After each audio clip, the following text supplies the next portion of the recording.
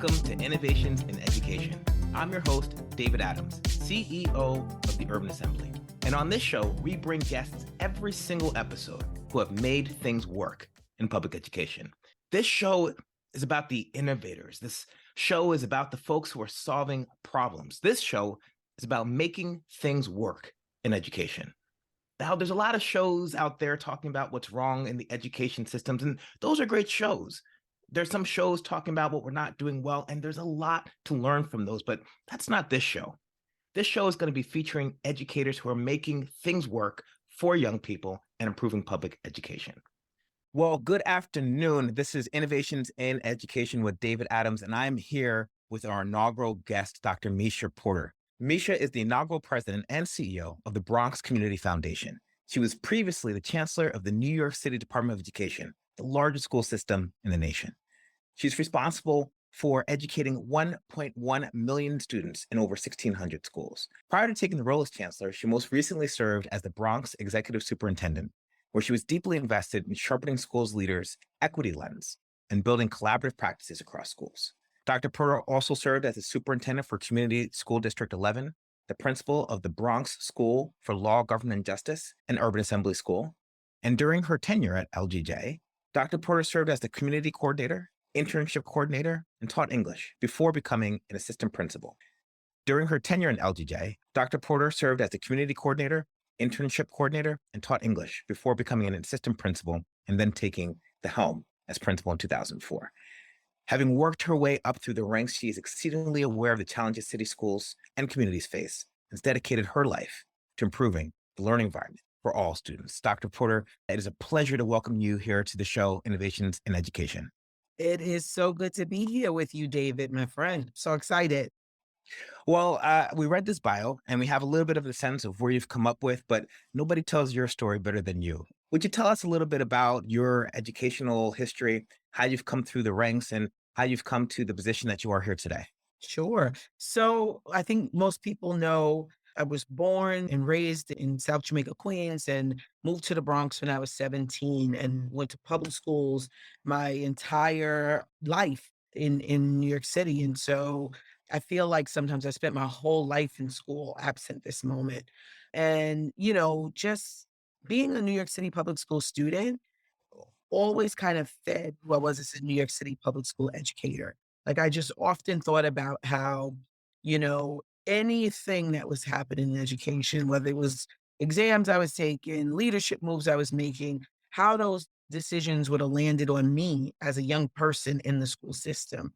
And so I stayed very connected to like being a kid of this system as I led in this system and also just really, loved school and had amazing experiences and some not so amazing, right? Like, so I come from teachers who believed in me, saw my potential, saw the quirks about me. I was always the kid that talked too much. And there were teachers who saw that and were like, you're going to do this great thing because you're going to use this power, the power of your voice in amazing ways. And then there were other folks in education. I majored in plumbing in high school. It was a very tracked system when I went to school. So when I was in high school, all of the students in like the shop classes went to regular classes. There was no access to AP or honors. It was just a decision that was made.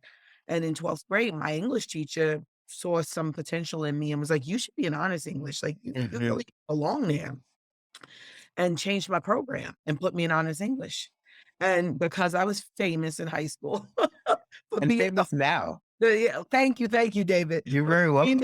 Famous for being one of the two girls in the plumbing shop. So I was a little known. My English teacher knew right away that I was in shop and she was like, aren't you one of the plumbing girls? And so I'm feeling good about it. Like, I'm famous. Yeah, But she really wanted to know because what she was saying was like, you don't belong here, I hear you. and changed my program. And that was the first time I had to advocate for myself as a student in school and ultimately got back in, did really well. She ultimately gave me an award at graduation, I think, to, assuage her guilt. But those experiences, both positive and negative, just taught me what young people needed from us as a system. I think the other thing about my story is if that teacher had heard druthers about me, I don't know who I would have been, right? I wasn't the kid she expected me to be. Yeah. And I don't think that she would have ever thought that one day I would lead the largest school system in the country. And so people in our schools make decisions about young people that could be life changing and altering. So yeah, so as an educator, I just really lean into those experiences and think about often how things would have landed on me and my own lived experience as a student in New York City. Well, let's pick up on this notion of advocacy. It is a 25th year anniversary for the Urban Assembly, Mhm. and you had a large part to play in creating the Urban Assembly. Would you tell me a little bit about what it means to advocate for your community, to put education as a central aspect of what it means to bring justice, and the role that you play and continue to play in building schools that meet the needs of young people? Yeah, so wow, 25 years, my God. And it's so funny because the way I came to the urban assembly was advocating for our community. And so, I met Richard Kahn when I was 17 and working with a youth group in the Bronx. And there was this plan to create a what they call Bronx Centers, the 300 square block redevelopment project in the South Bronx. And the idea was to build a new criminal courthouse, a new Yankee Stadium, a mall, some retail and housing. And we were just the young people at that time, we were like, we don't need another courthouse and more jails. We need schools. And at that time in the Bronx, that was pre the small schools movement, right? Like New Visions had just done their first round of schools, but there weren't many. And so in the Bronx, you had mega schools, you had Taft, you had Roosevelt, you had Kennedy, you had Evan, right? So you had the big mega schools in the Bronx. Richard saw us and saw me one day at a meeting and was like, you should get more involved in this process. And so, one of the things that I think is so powerful about my personal lived experiences, I remember sitting in a room in Lincoln Hospital in a meeting room and seeing the line for a school for criminal justice, which ultimately became the Bronx School for Law, Government, and Justice, the first urban assembly school, and seeing that line in a book, but also realizing it like in reality. And so it taught me a lot about the power of the people, the power of advocacy, and the power really of like leveraging your voice that could turn into something that is tangible and present and visible. So, I think when we talk about the power of the people, we talk about this notion of hope, the notion of elevating folks' voice to improve the system. You know that we talk about this notion that the graduation rate at the time that the Bronx School for Law, Government, and Justice was started was 47% across New York City. Mhm. And the thing that I'm really inspired by is folks did not believe it could do anything better. The system couldn't get any better. Folks were just like, this is New York City. We don't graduate kids. That's just the way it is. But it really was the energies of folks like you, folks like Richard Kahn, folks like David Banks, folks like New Visions, Still Klein, who believed that the system could do better. And it wasn't perfect and it's not perfect. Tell me a little bit about the role of inspiration, Mm, the role of hope yeah. in bringing energy to a system. Inspiration, hope, and I'll add possibility, right? Mhm. It was also a time when people didn't believe people in the Bronx graduated, right? Right. The LGJ started in District 7, moved to District 9, the poorest congressional district in the country, probably the lowest graduation rates in the city were in those neighborhoods. The city as a whole, right? Like a neighborhood in the Bronx. And, I think from my experiences with the youth group and the things we were able to do, and the way people just believed in me personally, Yeah. and at a young age, helped me to see what we could do for young people. I am so proud, David, of the young people who've come out of LGJ and the amazing things they're doing in the world as adults. Yeah. It is just amazing. And it was because they knew we believed in them and Yeah. we would go to wars for them, right? Like LGJ has a building because we took our kids downtown Yeah. to meet with the mayor and advocate at City Hall. And Yeah. so we gave them agency around advocating for themselves, right? It wasn't just like Meisha, David, and Richard are going to go have these power meetings, which happened, right? But it was also our families and our students, like to this day, kids, families, parents who went to LGJ, the Seniors from the senior center who were part of the planning team feel ownership of that building, Mhm. feel ownership of that school.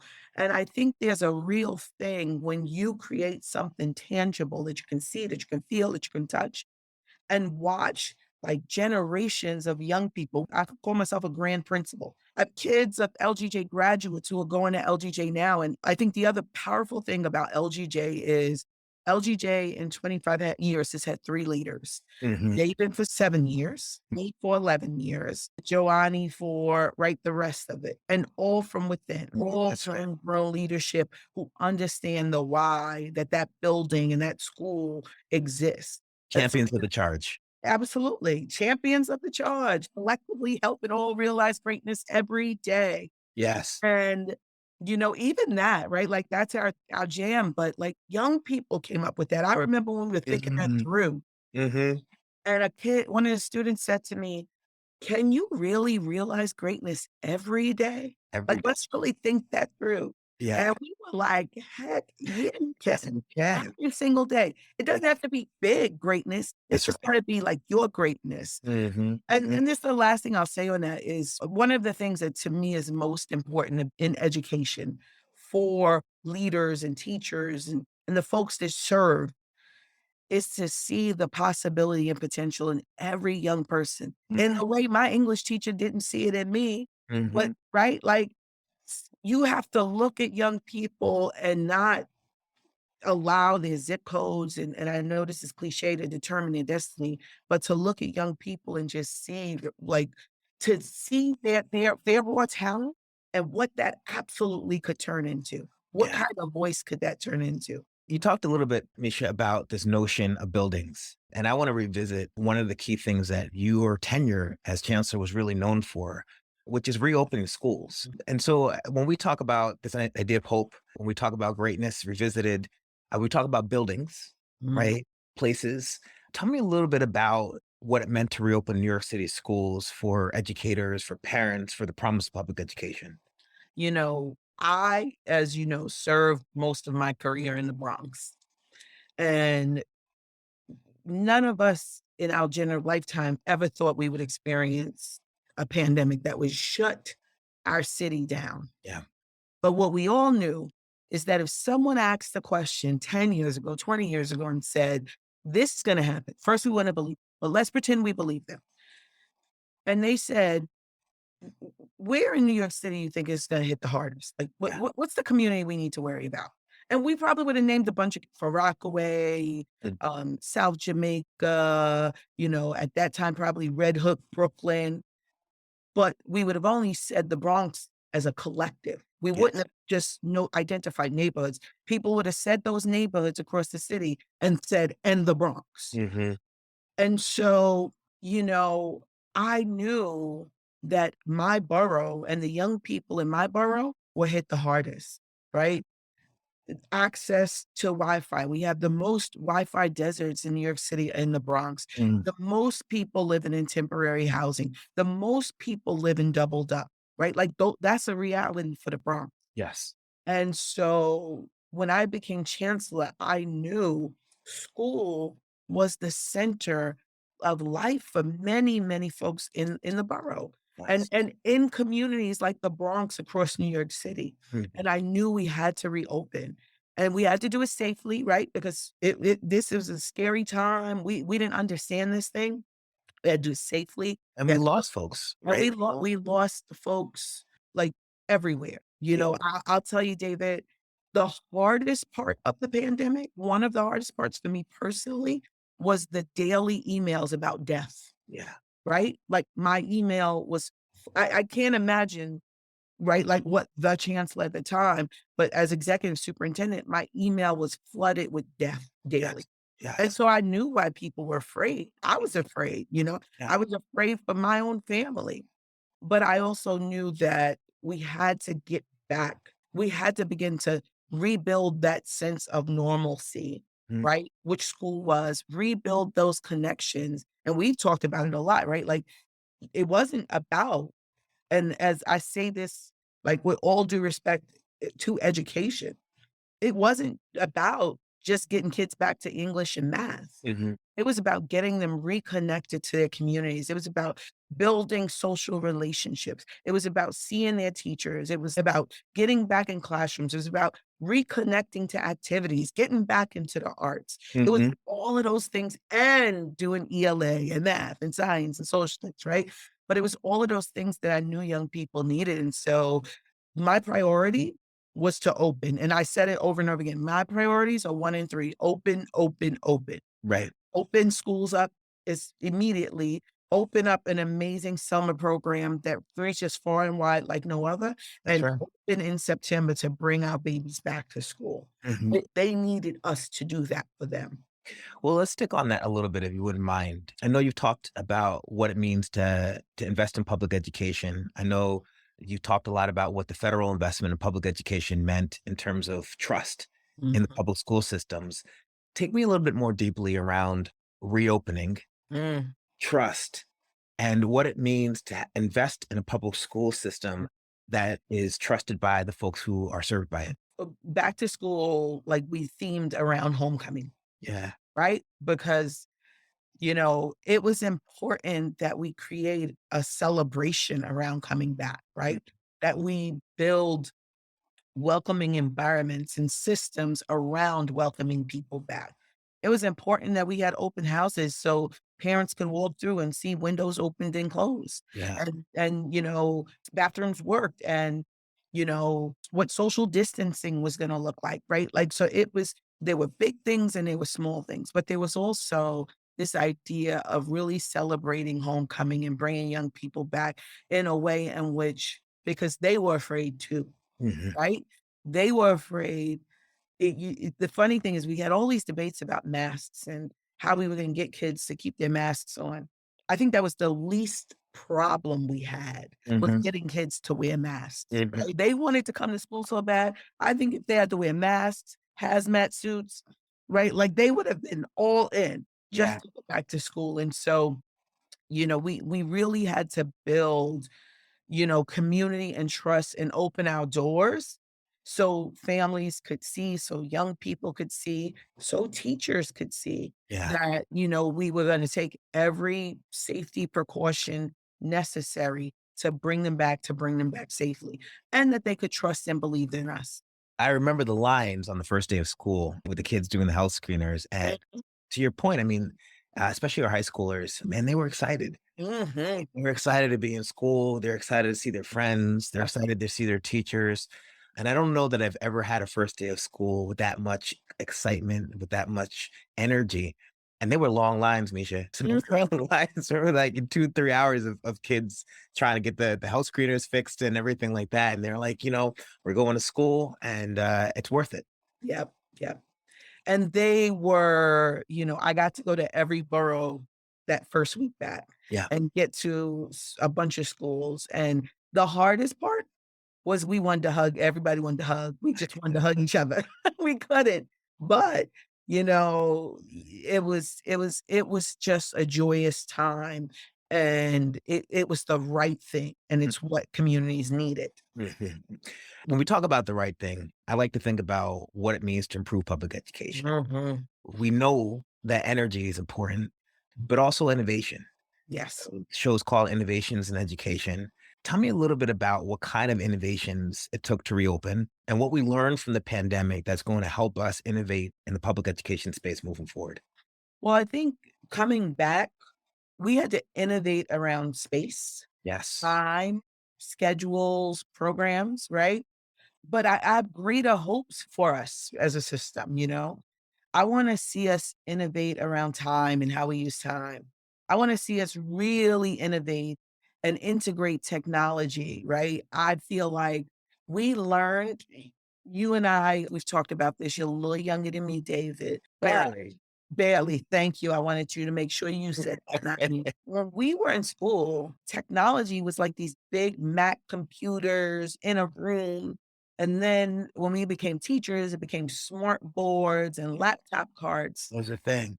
But what we learned in the pandemic was a 21st century technology was about the student, the teacher, the device, working together. Mhm, And so I want to see us really innovate and incorporate technology in real and exciting ways in our classrooms mhm. and really innovate around the student experience. Young people can Google the answer to most anything, Yes. right? And I'd love to see us have this conversation with young people around you did that, right? You did the homeschool tablet thing. Now you're back. Mhm. What around that experience versus this experience, like, my friend Chris Enden created the Collider Classroom, right? Right. Like Yes. that 20, like what do spaces and places look like? In New York City, we don't have a lot of land to build on. So how do we innovate spaces that we build for schools and build up and build outdoor spaces for young people? And so I'm just really excited and hopeful, but also worried that one, systems want to get back to normal, Mhm. right? And normal wasn't good for too many communities. And I think this is the moment where from the federal government to the local school building, we should be thinking about what actually is school now, Mhm. what school should be, and how are we going to innovate forward around leveraging technology, Mhm. student time and experience, and how are we going to innovate around recruitment because we're losing teachers, right? How are we going to change this job Yeah. of teaching and learning in service of building a greater, stronger workforce of Mhm. teachers in our schools, right? There's so much we had to pivot to do so quickly. Now let's actually take the time to pivot thoughtfully and carefully. What you said about some of the opportunities around technology and the workforce, I like to think about at the Urban Assembly problems to solve. We have a strategic priority to make things work. And I feel like sometimes in the education system, we kind of like whip ourselves a lot. We got to be doing better. We're not serving every child. But I wonder what it would look like if we just saw these things as problems to solve for. Mhm. Right? Like, what would it look like to have graduation rates in the Bronx that were consistent with the rest of the city? And what kind of systems would we need to do to develop that? What would it look like to reinvest young people back into the public education space after the issues of COVID and the concerns of those outcomes? What would it look like to, as you're saying, really integrate technology one more time into service of young people? Because I think looking at the outcomes of remote learning, we can be sure that whatever we tried was not the most effective way to getting there. Right. I want to get back to the Bronx if we could. You are the inaugural president and CEO of the Bronx Community Foundation. What does it mean to be moving from the education space to the foundation space for you? And what experiences are you taking from education to uplifting your Bronx, your community, your borough as the president and CEO of the Bronx Community Foundation?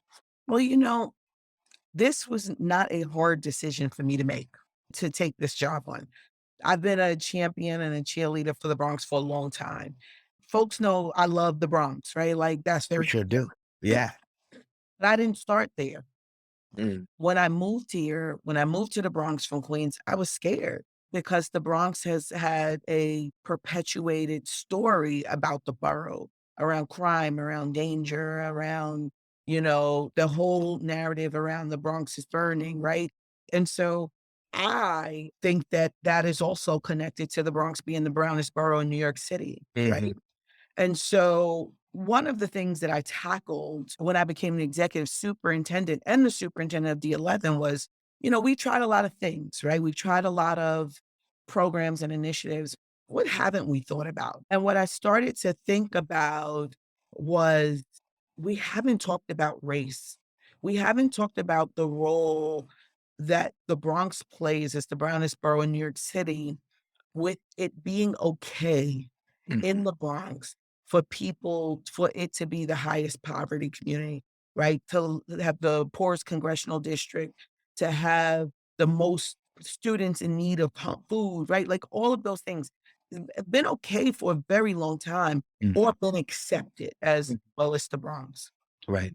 And for me, that is unacceptable, right? It is just completely unacceptable. And so, I really challenged us to think about, you know, what's our responsibility to this borough? And I came to the greatest responsibility was to retell the Bronx tale and reshape the narrative of the borough.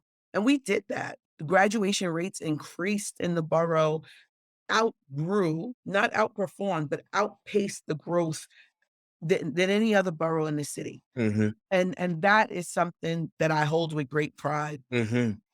But I also came to the foundation because I thought that it is important to redefine what success means and how we see ourselves as successful, right? Mhm. Many people thought I should have done a lot of things different, right? Like folks even said to me, like, you're too big to go back to the Bronx. Mm.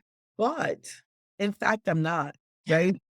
If the people in the Bronx didn't believe in me, follow my crazy, right? Like, say, I don't know, it's something about what she's saying that we get and like we're gonna do it. And we Yeah. hit it. Like graduation rates at LGJ continue to grow and like they're doing amazing work. The Mhm. the District 11, the district where I was superintendent, right, continues to grow.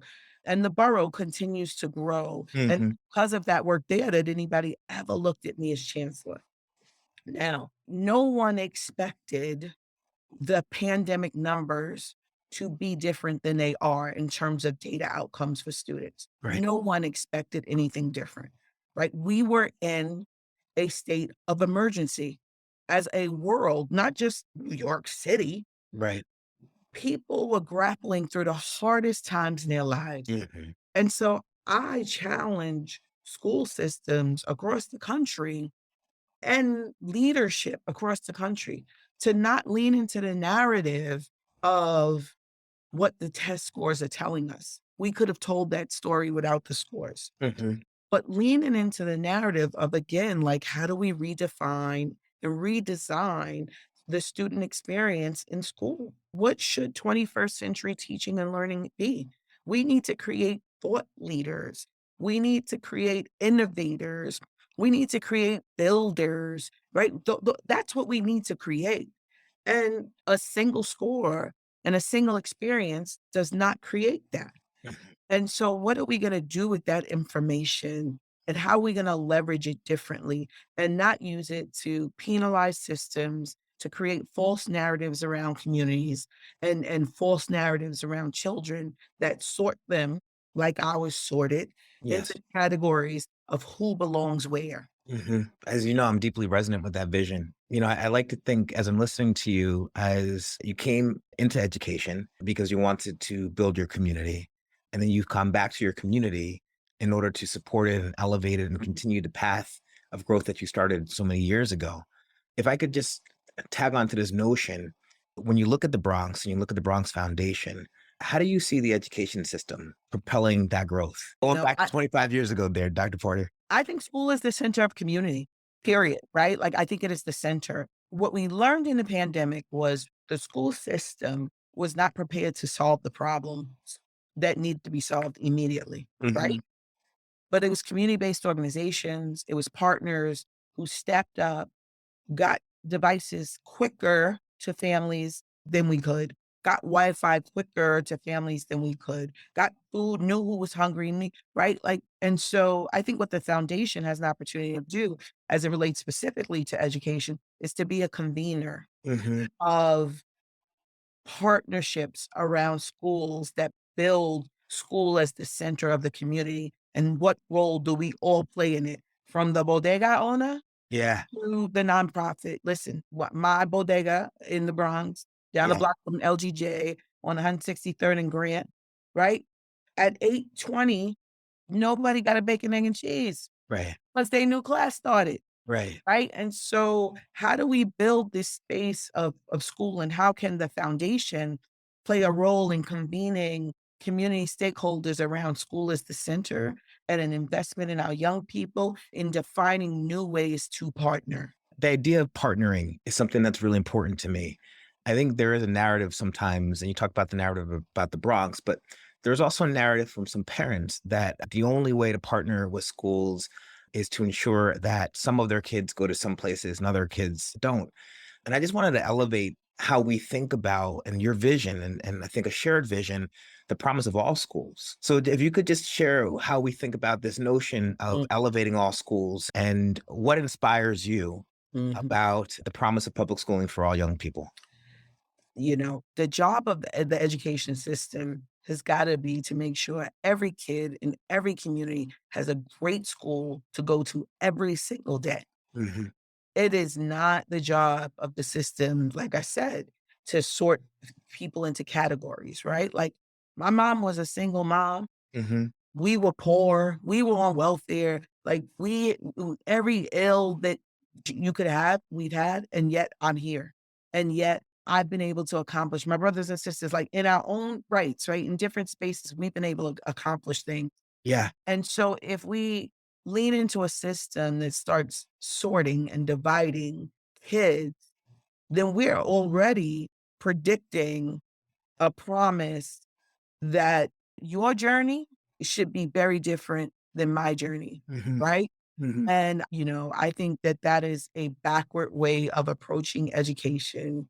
We don't have enough schools and classrooms in this city to sort all of the kids who we think belong in these categories, mhm, right? mhm, Our responsibility has to be to build great schools in every single community. You should not have to, no one that's right. should not have to travel 2.5 hours. I visited the best schools in New York City, and I've heard young people talk about struggling socially, emotionally, right? Pressure, right? Like not owning their own learning, not having a voice. And then I've been in other places that we don't highlight, and we've been in them together, right? Mm, David, the Unison School, of course, LGJ all day, right? Like yeah, we've been in so many of them together where young people have voice and have agency and know how to process their feelings and are thinking and talking about their future. Do they deserve something different? They deserve great teachers in every single classroom, right? Putting all one type, I don't even know what the type is, of kid into one place, it limits their potential and their opportunity to engage differently. And so, we feel very much the same in these moments, right? yes, yes, we do. We have to cultivate a system that cultivates young people as learners and thinkers and thought leaders and lets them pick the path that they want to take. But we cannot create a system that sorts kids and further segregates our school system. We have to be really careful. We're walking a really fine line in this moment in education in New York City. You said something, Dr. Porter, that's so powerful to me. And we at the Urban Assembly stand ready to help invest in the city where every single school is a great school, where Yep. every single school is a high quality school, where students are known, where learning environments are strong, where teachers are investing in the growth of young people. And the millions of Dr. Porters are sitting there Absolutely. waiting to be discovered. Mhm. Right.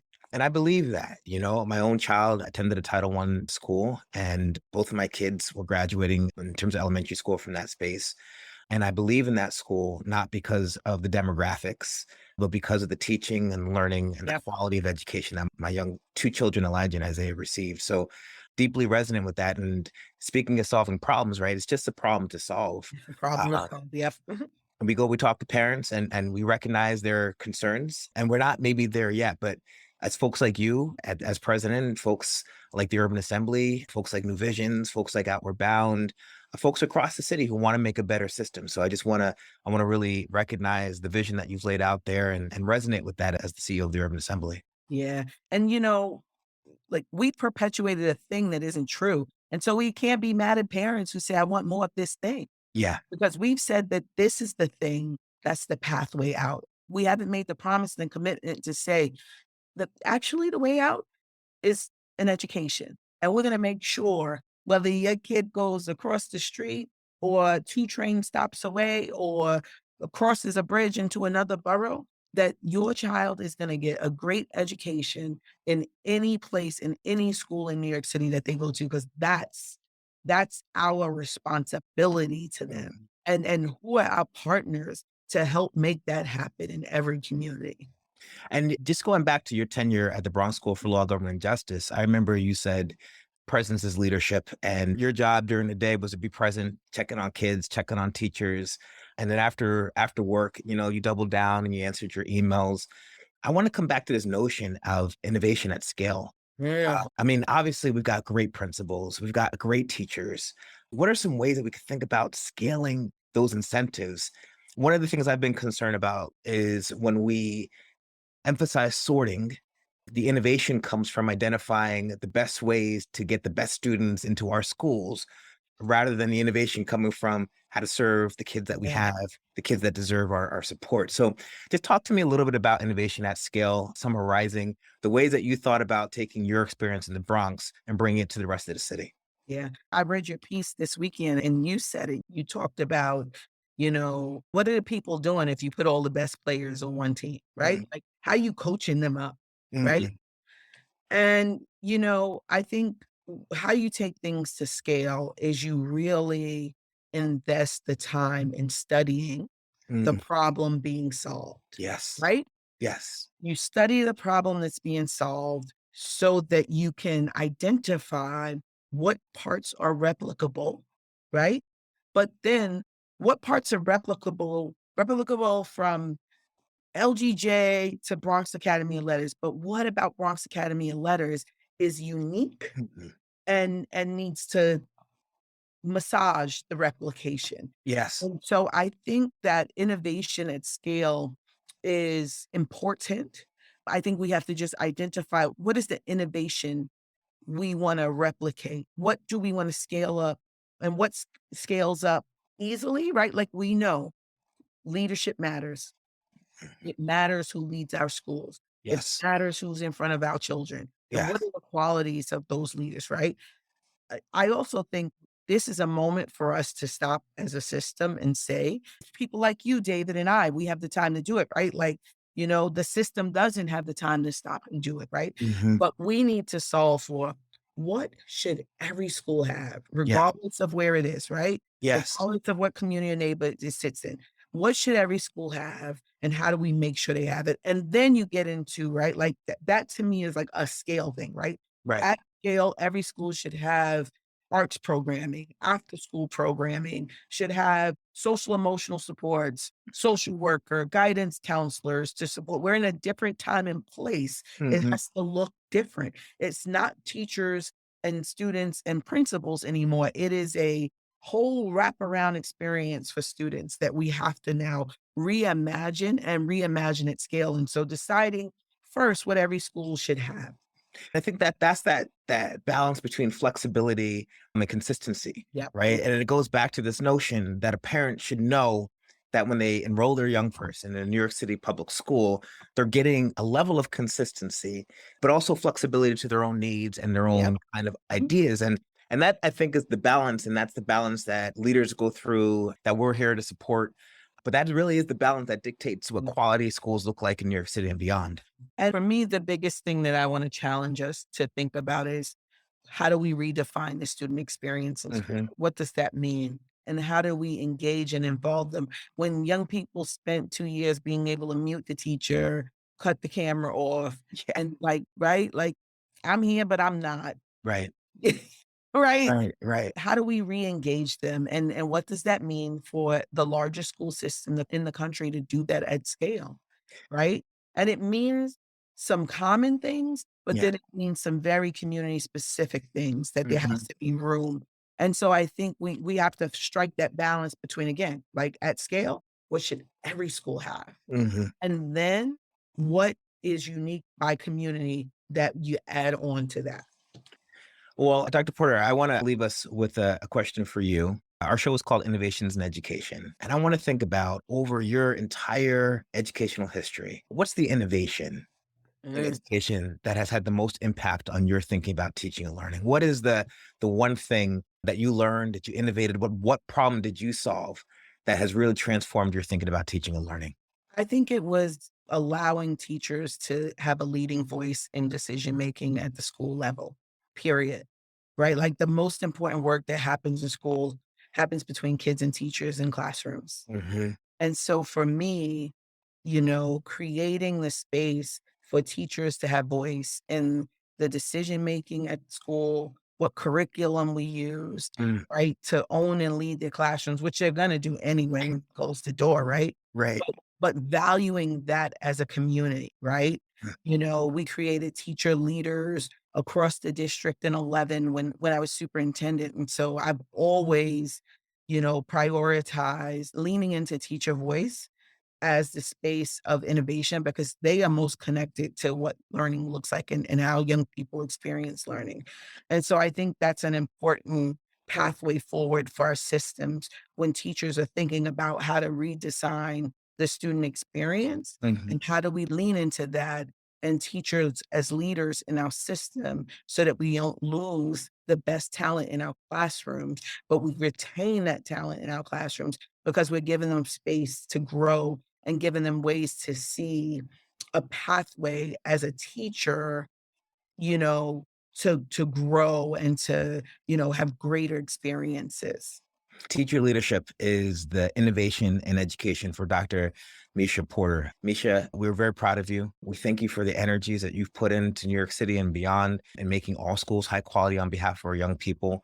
We continue to honor the work that you're doing in the Bronx, and we look forward to hearing great things for you as you continue your career. Awesome. Thank you so much. Thank you for letting me be a part of this special moment for the Urban Assembly. Thank you, Dr. Porter. Thanks. Thanks for listening to our latest episode of Innovations in Education, where we bring education leaders who have made things work in the education sector. If you like this episode, please subscribe so that you can hear more great content around innovations in education. I've been your host, David Adams. Have a great day.